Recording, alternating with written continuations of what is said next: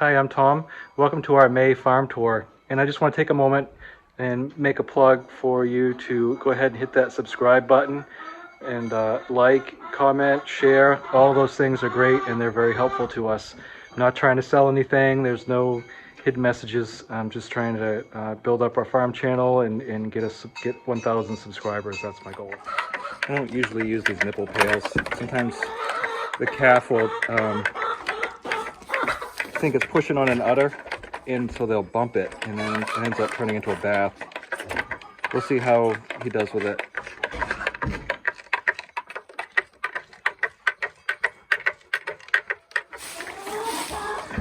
Roscoe's been transitioned to the regular bucket from the bottle, and it's just a lot easier to mix up the powdered milk and water with a whisk in a bucket like this. Dexter, I've cut the laying hen flock by 1/3. Looks like I'm still doing okay. There's just no need in keeping so many chickens. Everybody in town seems to be selling eggs these days. So I'm still getting plenty. And we're still selling 12, 15 dozen a week, no sweat.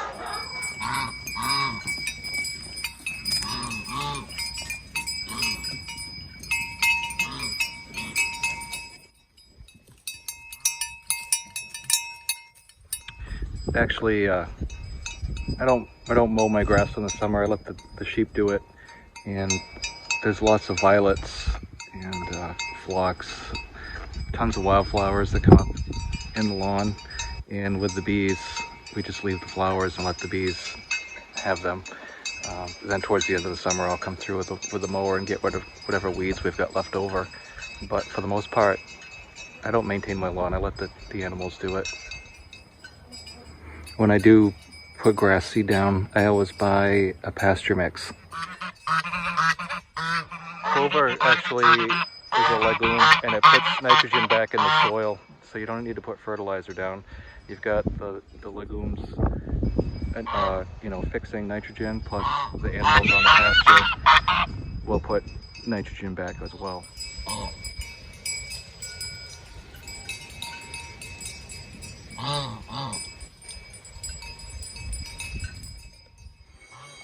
See this maple right here? That has got to be, judging by the looks of it from back here on this side of the fence, at least 4 feet in diameter. And when Enoch and Jesse Nason lived here in the early 20th century, they planted a row of them that went all the way up to the road, which has got to be at least 600 or 700 feet that way.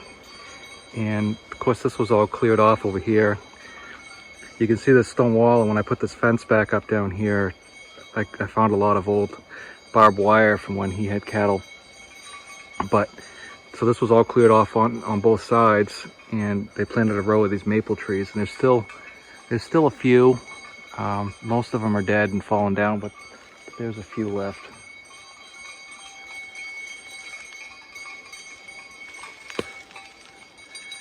This is what I fenced off yesterday. It's about guessing about 3 acres.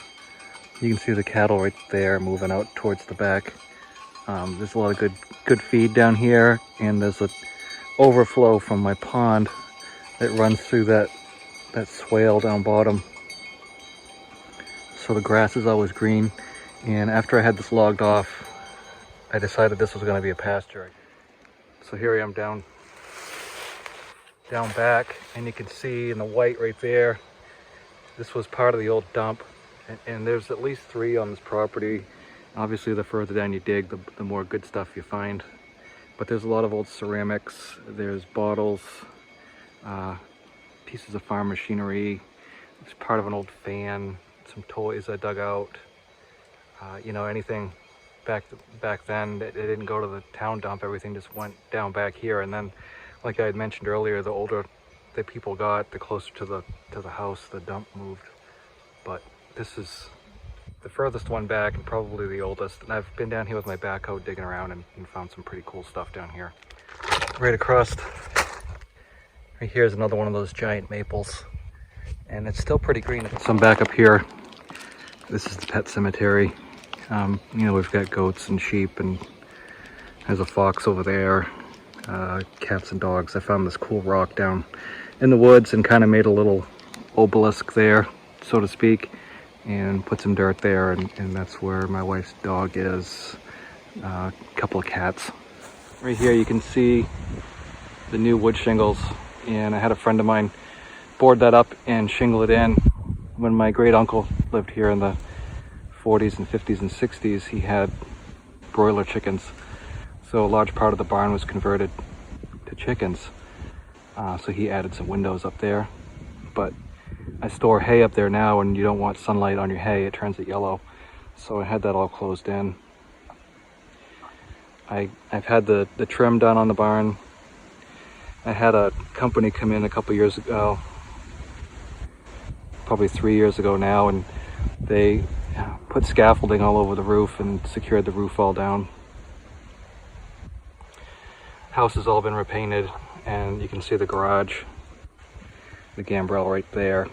That was all re-sided last year and painted, re-roofed. Take that back, they just saw us over here and decided we must have something they want. So these jerseys right now are about 14 months, and they look a little skinny. The way jerseys grow is they put on their bone structure first, so they'll come up to size, and their flesh doesn't really keep up with their bone structure. So right now they look a little bony. Well, they're dairy cows, so they're always going to be a little skinny. But in about 4 months, that'll all be different, and they'll put some size on them, and they'll dress out about 400 pounds hanging weight, so about 300 pounds of beef per cow. And where they're about 18 months old, they'll be really tender, and you can cut everything with a fork. It's just really delectable. There he is, came back down right there, and my dog scared him, so he's gone back up. He's just a monster. So we'll go to 4 low. Sorry about the wavy thing, my dog's rubbing on me. Drive through this swale.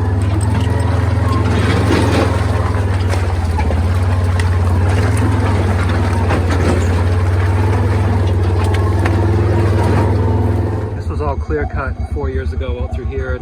There's tons of berries that have come in, and so by putting the cows out here, they'll stop the trees from coming back and keep it down, so it'll eventually go back to pasture.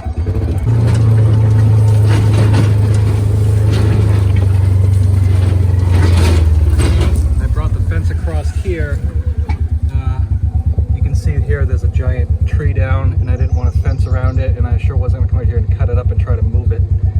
So I ended up coming across here with a fence, and then I went through here and put a gate, and then we'll go over to this next field here. So a lot of this area here is just inaccessible with anything except on foot, and I've got a really small billy goat path out here that I can crawl through with the gator. One of my small tractors will make it through here okay, but it's really rough going. And so I use that Belgian wire. It's really springy, it's light, it's like 15 gauge, and my brothers hate it, my brother-in-law hates it.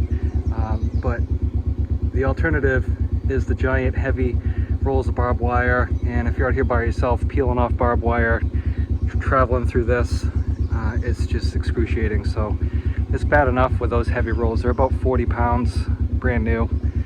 So you drag 3 of those out here, and 3 at a time out through the woods. That's what we're doing. When I say we, of course I mean me.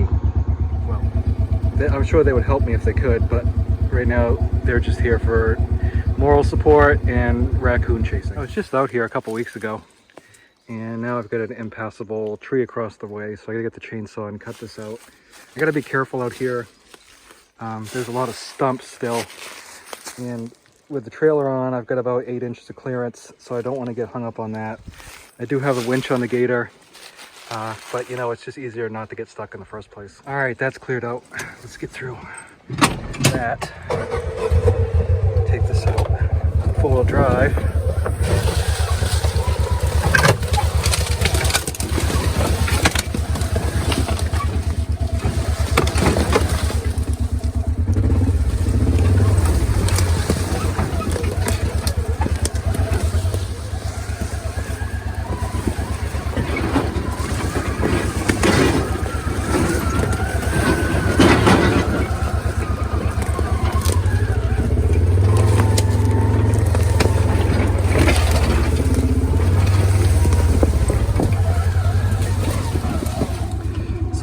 trails that go out that way.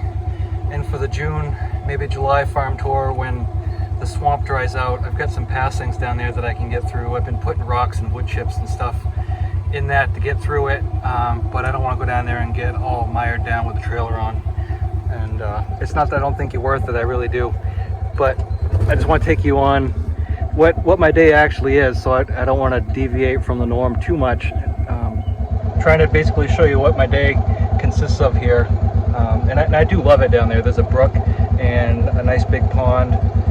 It's really hard to get to. I finally did cut a trail. I can get down there with this okay. It scares my wife a little bit. I'm not kidding. It's like that going down in there. So we'll go down there this summer and take you down. I'll also show you some of my skidder trails I got and all the wild blueberries that are coming in.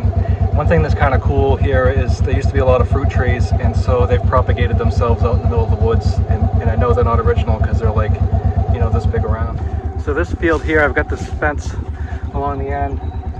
I just cut through the woods over there, and the reason I haven't fenced this yet is just because I'd have to put so many gates in.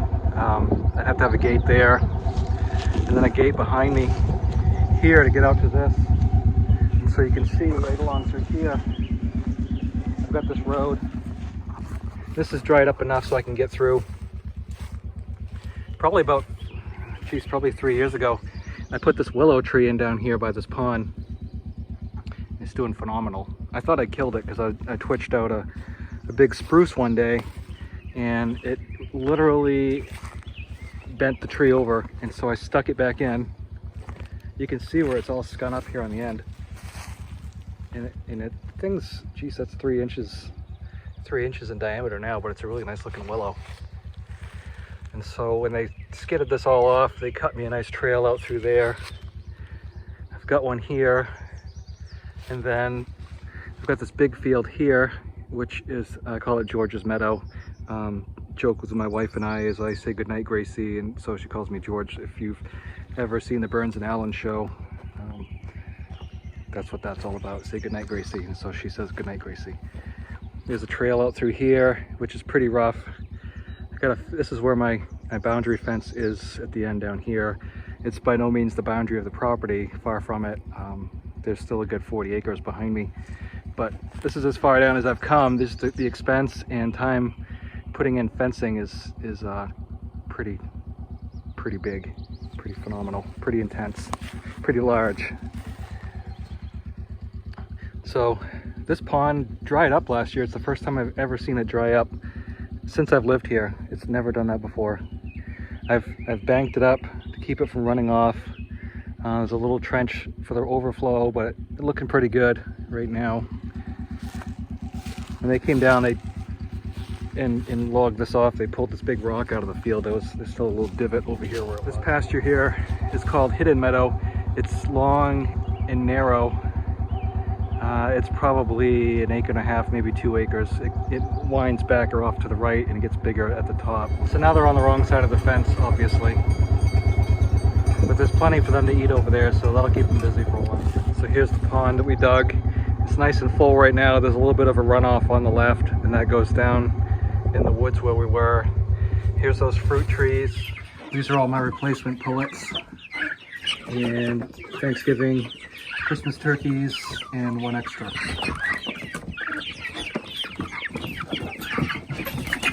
These guys are about 3 months old now. They hatched March 15th. Today is May 18th. Coincidentally, today is May 18th, and on May 18th, 1992, I joined the U.S. Air Force. So 29 years ago today, I raised my right hand, my other right hand. I retired 4 years ago, so I did 24 years and 6 months. This is the grape trellis that we put in. The grapes have been here for probably 40 years. You can see how big the trunks are here. They were just on these metal posts, and before that they were on wooden posts. You can see the remainder of one over there and one right there. I just put up a fence and a gate to keep the bees in. That'll keep them from getting over here. And so you can see the trellis here. There's all the grapes. There's raspberries mixed in with it also.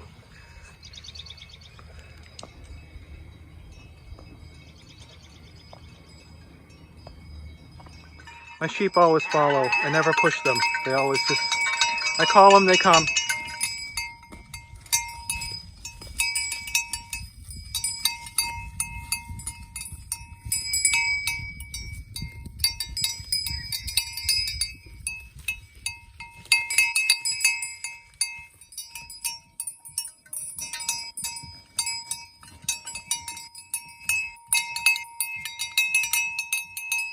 Just want to thank everybody for watching and all of those of you who have subscribed, and you've been great. All the comments are awesome.